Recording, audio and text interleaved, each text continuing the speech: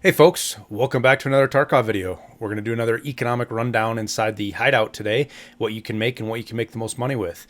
With the recent changes to everything, Nikita basically threw a hand grenade or a nuclear bomb, however you want to look at it, right into the middle of the economy.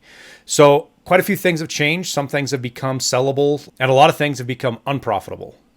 Stuff that I've made for 5-6 months now, regardless of what patch or what was going on, you are always able to make money with them. So as usual, the way I decide the value of items is based on how much money you can make over time, or rubles per hour. So that'll be the number you hear me refer to the most. There is a time when the most profit available will work, and that's generally when you're making items overnight, but I'll specifically call those items out and when to make those. Stacking your crafts, in other words, if you make red gunpowder and then you use the red gunpowder to make one of the various bullets like rip ammo, does not end up being very cost effective. While it gives you a bigger profit overall, it doesn't work when it comes to time. You're better off just buying the red gunpowder and making the rip ammo than trying to stack them. The exception to this is if you have a bunch of items that are not found in raid that you can't sell. So if you have red gunpowder or blue gunpowder or whatever it may be that's used in crafting, if it's not found in raid, it's almost always better to craft whatever you can with that item than sell it to a vendor.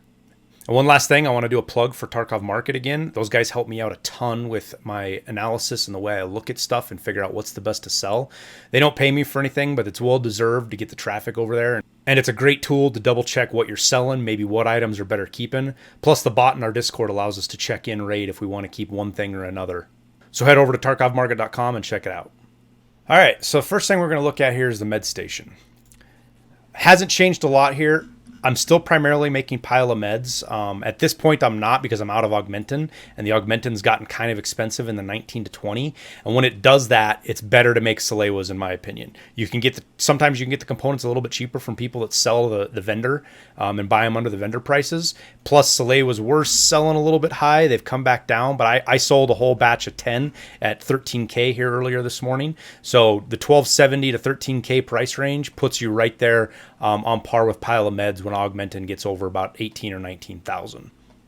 And then next up is your SJ6s are actually profitable now. They haven't been for a while, but with component prices coming down and being a little bit cheaper, selling these things anywhere from 48 to 50K is going to net you, right around 10K an hour, maybe a little less. If you're using them a lot, it might be worth your effort to make them here instead of buying them because it will save you that money. Otherwise, they're just kind of a side item that if you end up with the components through raids, you make a little bit more money crafting these and selling them than you do selling the components themselves, especially if the components are not found in raid. And then, as before, the Propital holds its overnight value for crafting simply because, not because of the duration, but because if you use golden stars like I do, if you use them at this price, they don't make sense to make. But if you buy golden stars, and like I use on my character, like here I have 2 of them that are ready to be used, and I'll have another one here shortly. Once I use this golden star up, I use those and craft Propital once I get them down to 1 or 10, and then I don't count the cost towards that because it's a use cost for me to have a painkiller. And then these things are pretty valuable to make. They end up making you a pretty good profit. You know, over the night they make you about 42K or about 31K an hour if you don't count the cost of the golden star. So sliding down over to the nutrition unit now, there's not much going on in here. You can technically make aquamarines now and make a little bit of money. I mean, very little, like a couple thousand an hour. If you're using a lot of M1 rigs, this might be worth your time because you can trade 4 of these with level Ragman to get an M1 rig, which is an okay rig if you're running level 4. Otherwise, just keep making sugar for moonshine only. Do not sell it. You will lose money selling this because right now with sugar at 70K, well, it's come down to 60K here, but it pushes itself up. Even at 60K, you're not going to make money because your flea market fee is almost 20% on these things, which puts you anywhere from 10 to 15K depending on where sugar's sitting for cost. So it eats up any profit you would have had, goes to the flea market fee. And in line with this, the water collector and the booze generator. So your water collector is going to make you about 7K an hour just making these, with water filters being at about 70K. Any cheaper, you make a little bit more. But the value of them is in using them to make moonshine, because your moonshine is going to net you right around 10 to 11K an hour if you're selling it. If you have to buy your water, You don't make any money with moonshine if you're buying your purified water off the flea market, even with it being in the high 80s. What it is worth, though, is your scav case. If you're using moonshine for your scav case, it definitely makes sense to buy it, because you can go look at some other videos, but my cutoff point is like 240, 250K for moonshine. That's where you lose money in the scav case over the long term and the average. That's kind of right where if you're paying any more for moonshine, you're basically going to lose money over the long term. If you're paying less, you're making money. I use moonshine straight up now because it's great for getting streamer items. I actually got my last streamer item today, Dr. Lupo's beans, through here, which was super good. So I only need to find a lion now to get my Kappa container. Over at the laboratory, things are still kind of the same over here. You can see I'm making a lucky scav junk box, but we'll talk about that in a second. Still been real profitable making scav backpacks. I just crank them out and then I sell them in stacks of 10 at the end of the day, and they get bought up at 15 to 15.5. For whatever reason, I think it's just because people aren't making them anymore. They get a little bit more expensive overnight and into the morning, and then during the day, they're really cheap. So I just make these and I sell them for anywhere from 15 or 15.5 at the end of the day when I get off, and they're all sold by morning time when I get on. So Ripstop's also a little profitable. It's not very good. It makes you about 6 to 7K an hour. Buying these off of Jaeger at a fixed price. Sometimes you can get them cheaper, but usually you're buying them for that 4,200. So you're spending about a little over 15,000 in component costs, and then you're selling these for 20K with a small flea market fee. You make a little bit of money. It's an okay way to go. So the mag boxes are no longer profitable to make. You actually lose money making these because of the changes to Therapist, with the exception of if you're using them to make a scav case. So I'll continue to make mag boxes with out of the fuel I use in my hideout, and then when I get 3 of them, I'll use them to make a scav junk box.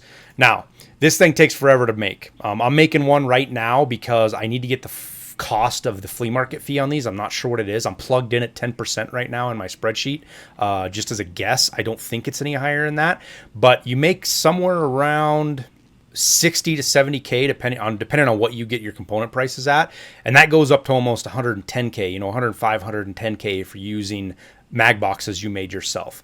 So this is something you can run all night. I think it takes like 12 hours, give or take, to fabricate one of these things. So it's definitely an all-night fab, but it makes you a pretty good chunk of change in your downtime. Sliding over to the big dog where all the items are at, the workbench. Now I've been playing around with a couple of different items. Green gunpowder is still good, but your actual most profitable item to make right now is red gunpowder. And it can even make you more money if you shop just right. So it's this one right here where you need a blue, green, and matches. So let's buy a blue, see what we're at. So 4,000, yeah, look at that. Get it. See, right there. Just made a bunch of money because you got it cheap. I've got my prices plugged in my spreadsheet at 8,500 of these, and you can usually find it cheaper than that. Technically, you could average out. I could go buy 2 or 3 more blues, and then I have my average of 8,500, and it's guaranteed. But I just shop the blue and wait till to get low, and I'll buy a couple.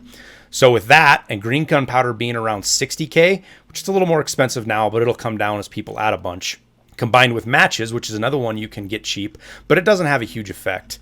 Let me get there. So I bought my matches at like 3,500 to 4,000. Sometimes you see them as 2,000. It's not a huge price if you buy them at 5. It still works and makes you the money. The beauty of this one is how fast it crafts, which is why it makes you so much money. So you hit that, start 35 minutes later, you got yourself 2 red gunpowder. Now these sell for about 45 to 50K depending on where you're at. You can make a bunch of them and sell them. See, somebody here is at 25K, or has 25 of them selling at 49K. You can do things like that and then just leave it sit, because this will sit up here for 5 days almost if it hasn't been sitting up there longer, and go through a couple of day-night cycles as people do it, especially over the weekend. Things like that are real advantageous. You just lose your one slot for selling to the flea market. So with run gunpowder, running that once in between each raid or every other raid, however you end up doing pretty good. So with this time being as low as it is, you end up making right around 24K an hour. You can get that up to 26 or 27 if you shop your materials right. Next up is green gunpowder. It's still making good money. You're right around 19K an hour. It's just not the most. Of course, that's when you're buying your grenades from Peacekeeper, which you have to have it unlocked, or you're buying... Otherwise, it doesn't make sense. If you're buying them in these sometimes 20K even then, but 37, 38K, it doesn't make sense for green gunpowder. It's just this $86 right here where you get it, where it makes the most sense. And the same thing applies to the grenades from Proper, the smoke grenades. If you're not buying these things for his 5,000, it doesn't make sense to make green gunpowder. The next thing to go to would be the red gunpowder, obviously, or PBM ammo is still actually being pretty profitable. This is easy to make. You can make it in your level 1 workbench. And all you got to do is buy these from Proper, PSTGZH. You buy 100 of those, a blue gunpowder, and boom. You have yourself, I believe, 100 rounds of PBM, which if you're selling at 450, which it's even higher than that now, my goal is about 450, that rent sets you right around 17K an hour. So other items that are good to craft and make you some decent money, in the 15 to 16K an hour range, you have your rip ammo, your 9x19 rip ammo right here. Your wires, which is just 2 cables broken down. That's also in the 15 to 16K. Circuit boards, which sometimes that can go way higher if you catch the market just right, but on your average, they sit right in that range. SP6 is also in the 15 to 16K per hour, which I believe is down here on the bottom. Yep, right here. You can buy most of these components, decent price. This comes from a vendor, again, 60K for your green. And the Xenomorph sells kind of all over the place. Right now, we're in kind of low territory. Anything below 18,000 is usually pretty good. And then lastly, one that I haven't made for a long time, but is actually making a comeback, is Zarya stun grenades. And I chalk that up to people buying lots of them for cheesing their strength. So if you can sell these things for over 14,000, which right now it looks like they're really low, but these will buy out quick. I consistently sell these anywhere from 14 to 15K to the point where I start keeping them now, just like F1 grenades. These will sell for more than F1 grenades, depending on the time of day. So that'll also net you between 15 and 16K an hour. The next level down is your 12 to 14K an hour, and that's your 7.62 BP, making it from a green gunpowder if you buy it, as well as the capacitors from a PSU and a red screwdriver.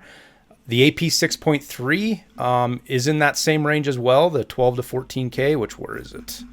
Right here, which is red gunpowder and PSTGZH. Then lastly, your Eagle Nick. If you can make that, this will net you between 12 and 14K an hour. So if you have non-found and raid gunpowder sitting around, you don't know what else to do with them, that might be a way to go, though I would make some of the other ammos. So last up is the big expensive one, the Intel Center. Right now, graphics cards make you the most money out of anything. They net you about 112K total for the time.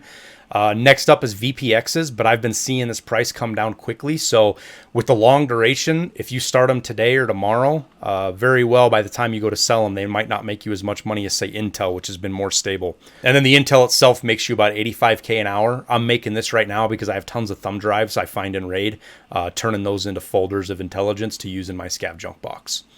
And with that, we'll wrap it up. If you have any questions down below, hit up the comments. I'll be more than happy to answer them. Also, check out the Excel sheet. I put it up on the Google Docs now so everybody can look at it. You can kind of tweak it yourself. Don't hesitate to ask questions about that too. If you have any direct questions, you can come say hi to me on Twitch when I'm streaming there. Love talking Tarkov economy with folks.